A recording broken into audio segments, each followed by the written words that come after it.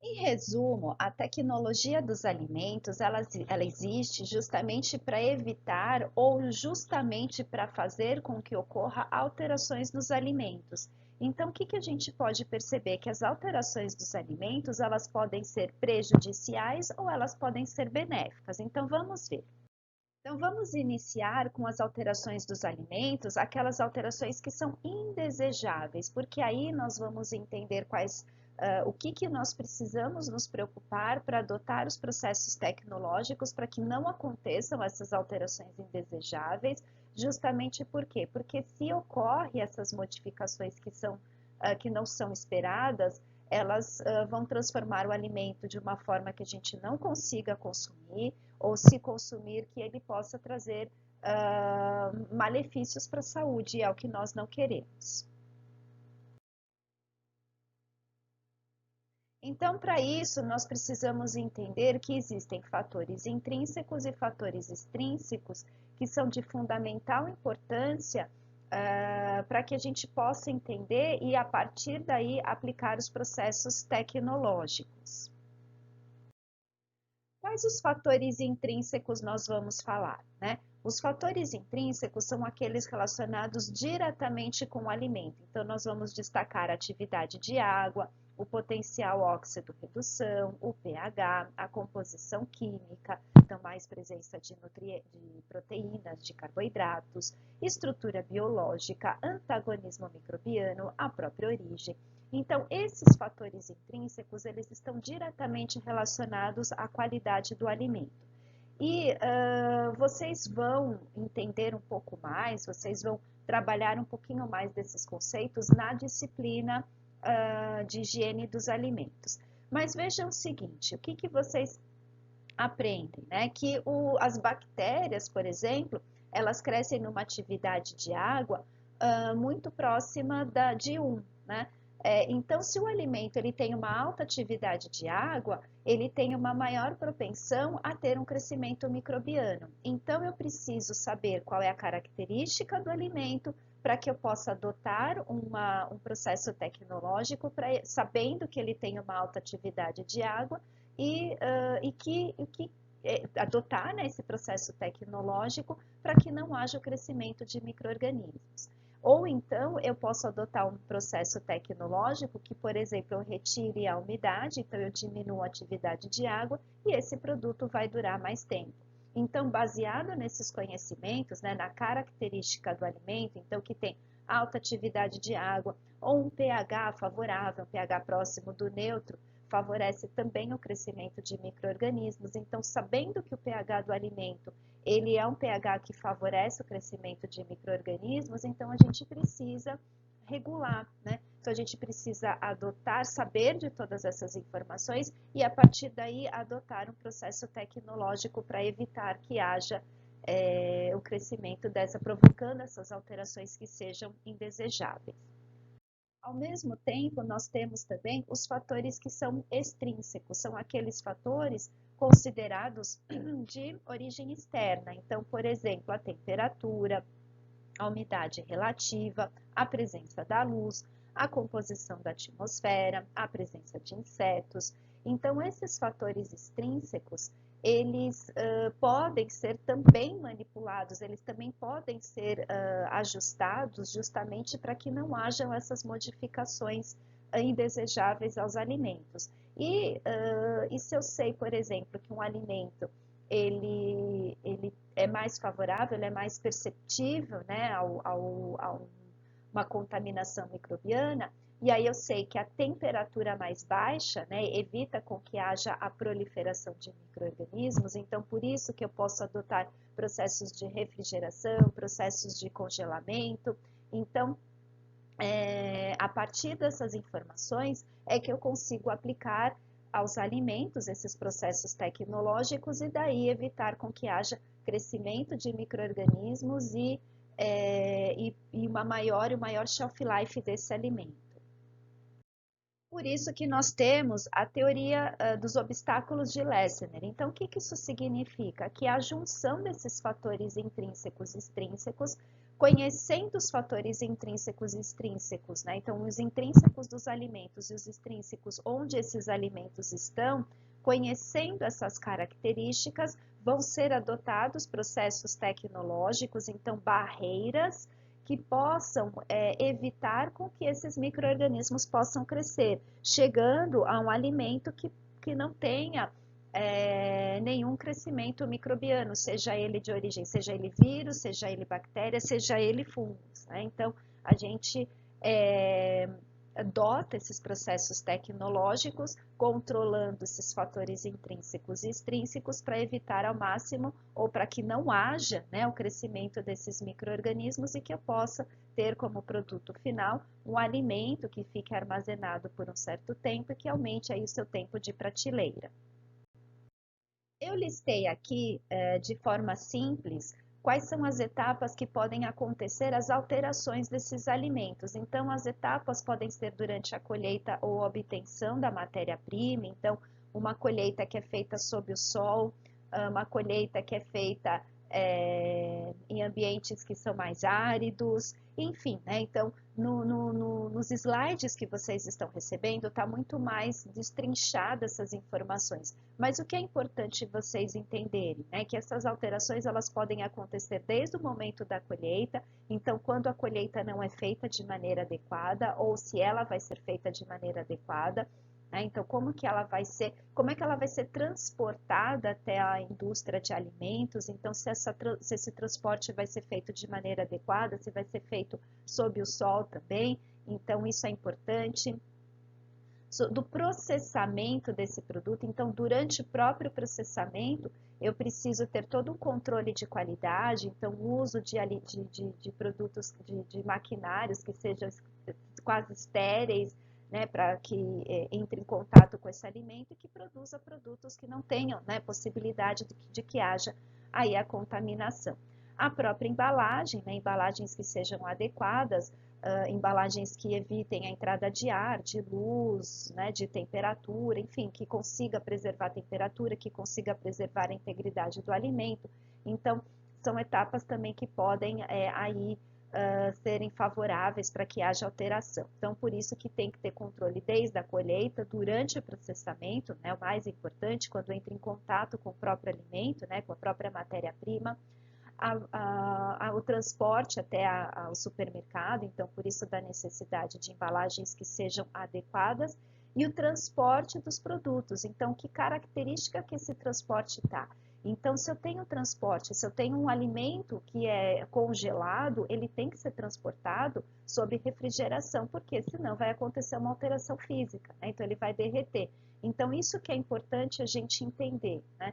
Que essas alterações elas podem acontecer durante todas as etapas e que devem ser tomados cuidados durante este processo.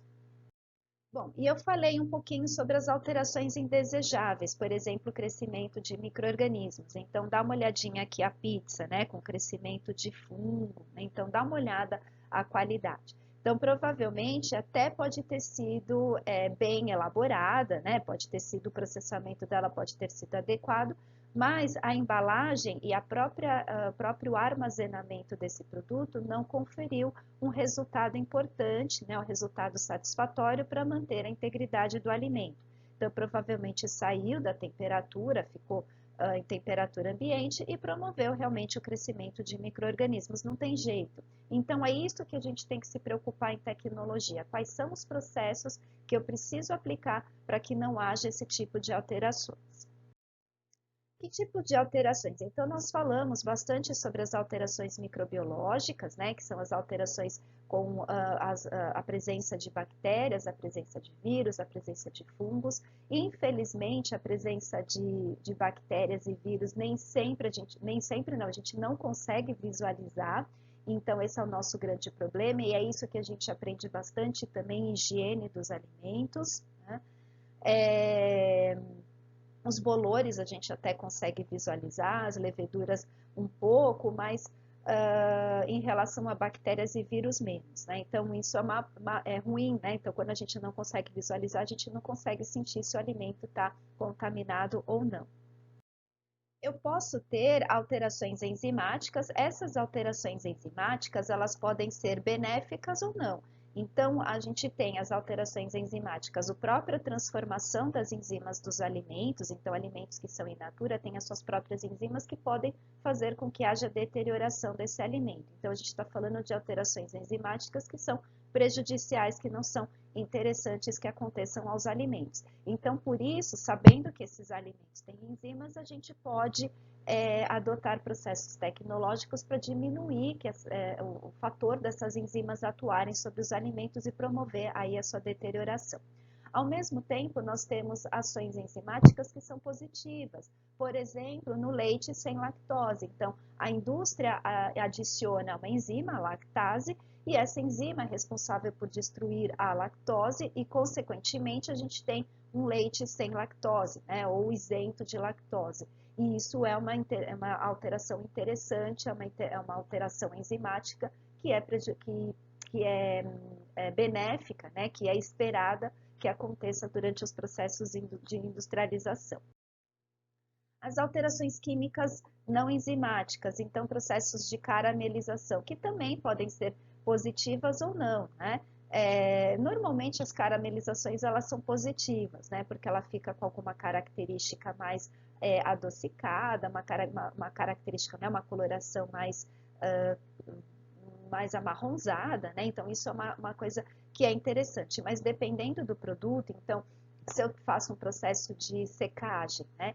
E essa secagem, ela pode chegar a um processo de se fazer a caramelização e não ser interessante para aquele alimento, né? A mesma coisa a reação de Maillard. Existem alguns momentos que a reação de Maillard ela é positiva, então quando a gente tem, né, aquela casquinha do pão, a mudança, né, da coloração, né, de determinados alimentos, mas também a reação de Maillard pode acontecer de maneira que não seja legal, né? Não que vá provocar algum malefício para a saúde, mas que vai gerar um efeito desagradável. Então, quem nunca aqui encontrou uma ervilha mais marronzinha dentro de uma lata, né? Então, aquela ervilha marronzinha, ela é produto de uma reação de Maillard. Depois a gente vai comentar um pouquinho mais a respeito disso.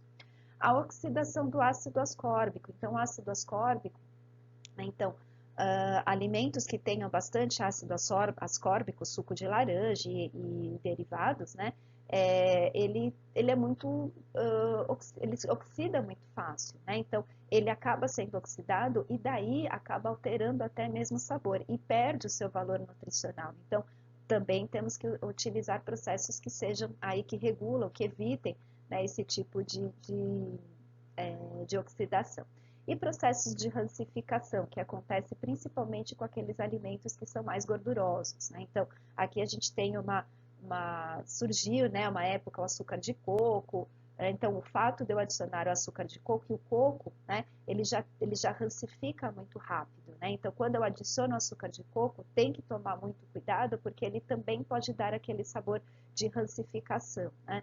Então, é isso que eu fiz, né? Falei de maneira resumida essas alterações, mas vocês vão ter nos slides aí muito mais bem detalhado, né?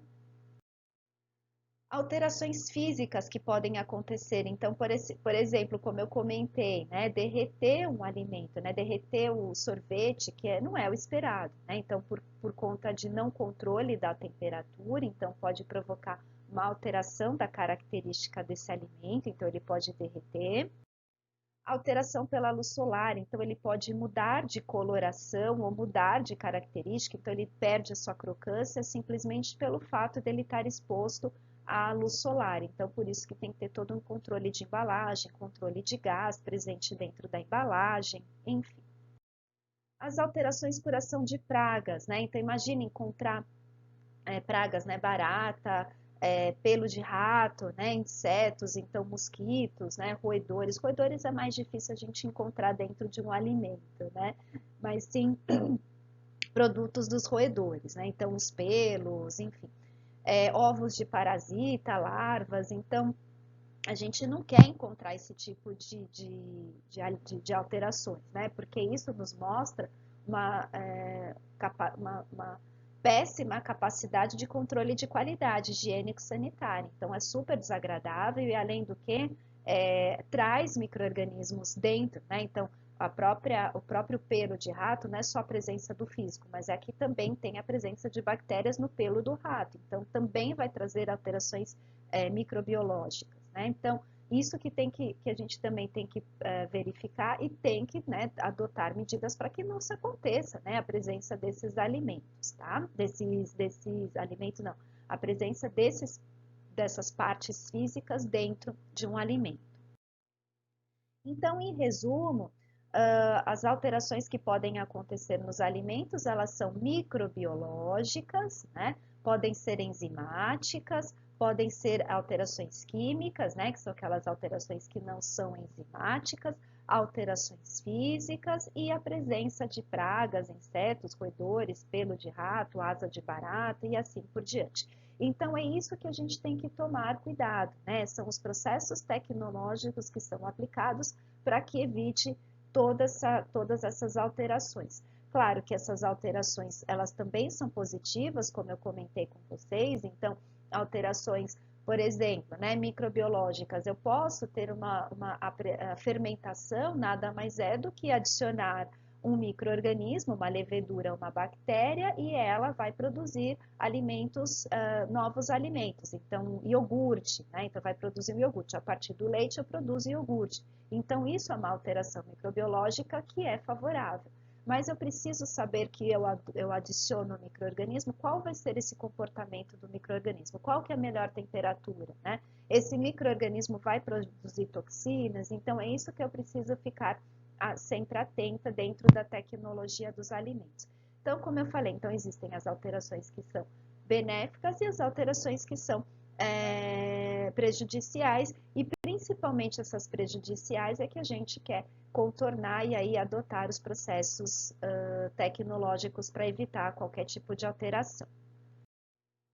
Enfim, estamos começando o semestre, né? Então sejam muito bem-vindos e falaremos bastante sobre os métodos de conservação e as tecnologias dos alimentos propriamente dito ao longo do semestre. Sejam bem-vindos, gente. Bom semestre para todos.